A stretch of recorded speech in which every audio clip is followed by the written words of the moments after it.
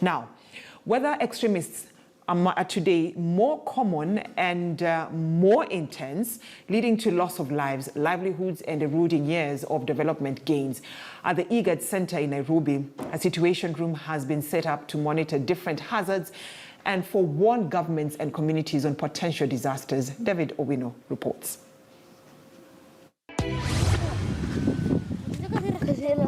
A severe drought is sweeping across the Horn of Africa and is now placing about 13 million people at risk of starvation.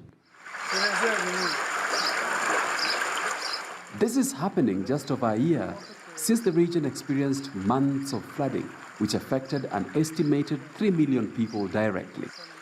The effects of this now familiar pattern have been devastating and points to a lack of preparedness nationally and at the community level. But now something is being done in the region and across the continent. Council of the Ministers with the member states sat and said we need to have a disaster operations center based in Nairobi, which will focus mainly on early warning systems. So that gave birth to establishment in this office so that we look at a broader aspect of different disasters within the region. The Situation Room, located at the IGAD Climate Prediction and Application Center in Ngong, collects and analyzes different sets of data to paint a picture of the current situation in the Eastern Horn of Africa region and offer advice or alerts to governments. The system works automatically so that it ingests in the data set. Algorithm is set within the cluster. We have a supercomputing system within IGPAC. So there's less human attachment to it. It's also near real time, so it's every 10 days. The update itself and we see the conditions of drought. This region of Ethiopia, actually we have so many people who are affected and moving out of this area. The center, which opened in October 2021, is part of early warning institutions situated in different regional blocks across the continent, meant to provide timely and reliable climate information to make the continent more resilient to weather-related hazards. Over the years, we have seen disasters increasingly becoming borderless.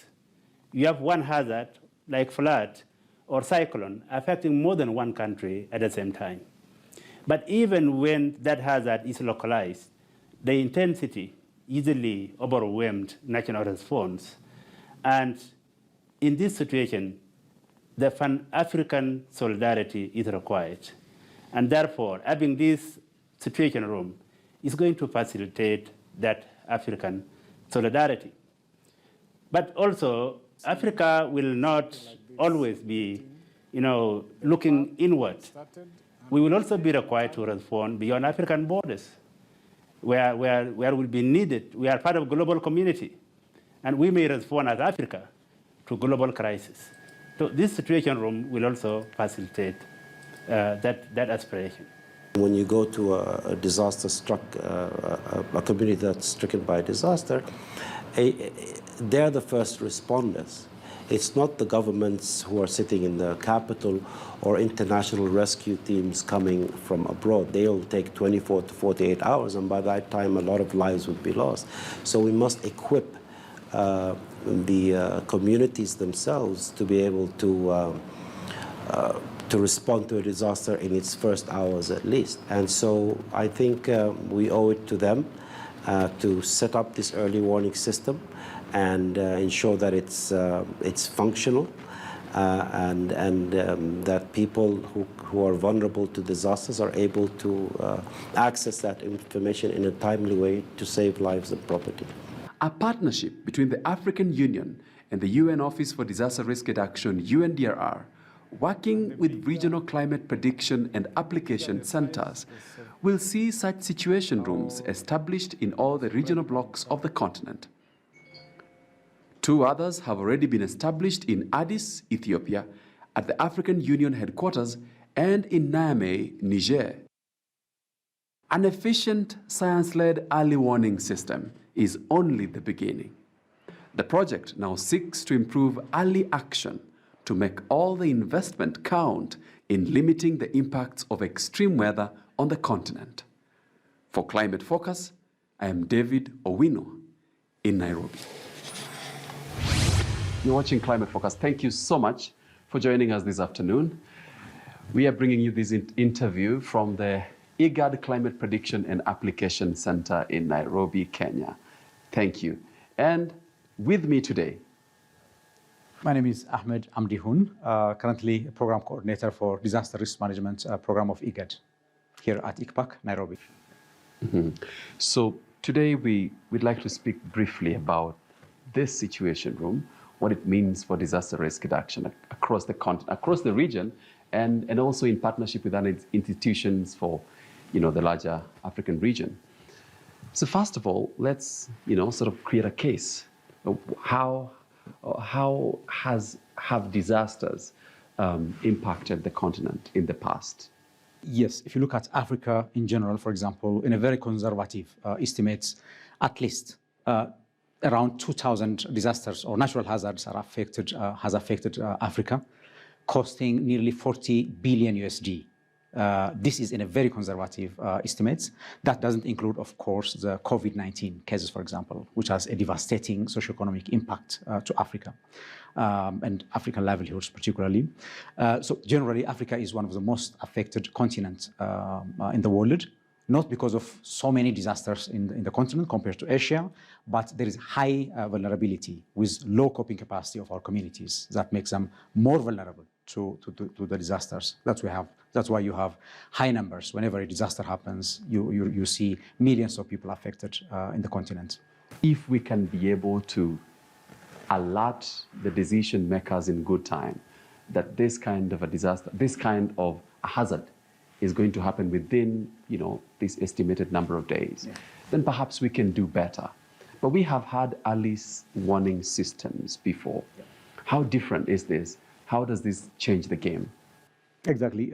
Particularly now, this is a constellation of continental and regional situation rooms.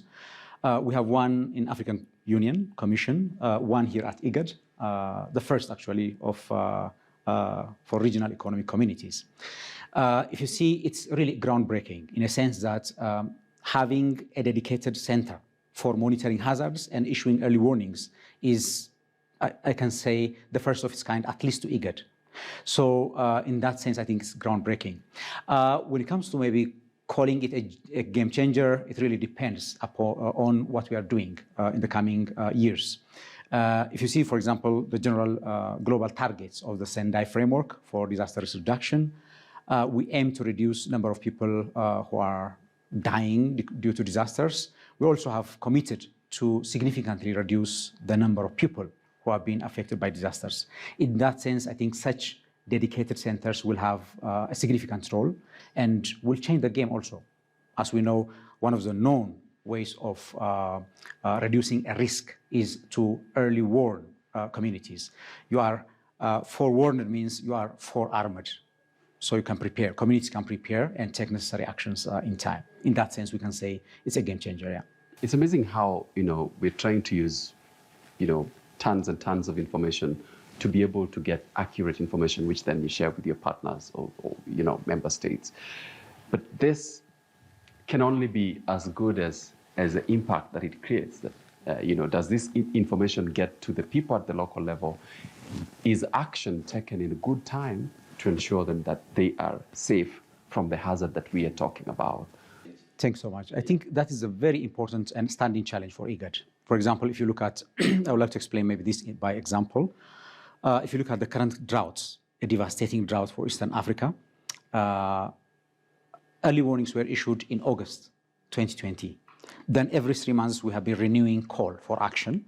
But this necessarily didn't translate into action in a way that we didn't say, for example, over 1.5 million livestock deaths, quite significant impact on social economy, displaced people due to the drought from, although it's internal, most of it is internal, displaced people and so on. So those all impacts could have been averted if we could have acted early.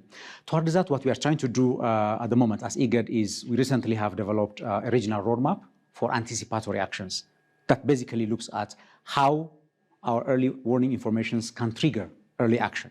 I think once we roll out that regional roadmap and we'll be able to implement at a regional and national level, I'm very confident that we'll turn the current situations for good. Because what really lacks at the region is more investment before you see loss. Like before you see animal diseases, can governments and partners invest? That's basically a call of that roadmap and a call of anticipatory actions. So I believe we are in the right track, but more need to be done for early warnings to be translated into early actions, primarily by national governments, but also humanitarian actors. What happens here, what kind of information you're monitoring, and how it goes all the way to the point where now you're disseminating it to the people who are supposed to receive it. Okay. Yeah. So thank you. If you look at this product, it's called the East African Drought Watch. Mm-hmm. What goes into this are at least 3 elements. The first one is the rainfall anomaly, the change in rainfall compared to the long-term average.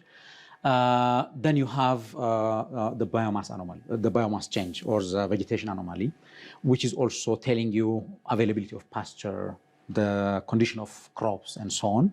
And the third one is soil moisture. So if you look at the soil moisture combined with biomass and combined with rainfall, this is what you get as a combined drought index. For example, this one is for the 3rd decade of January, almost end of January this year, which is 2 weeks ago. So this is the general picture of the region in terms of the drought situation, the drought severity situation. As you can see, parts of Kenya, Somalia, and parts of Ethiopia are the worst. So I can see regions. Some red. Does that mean those are it's worst in those? Exactly. Does that show the intensity of it? Exactly. Red basically means an alert, which shows vegetation stress as well as the rainfall stress conditions, which means basically there is availability of water and pasture is highly stressed. So from this, what are you telling the national actors? Yes, right now the condition is this.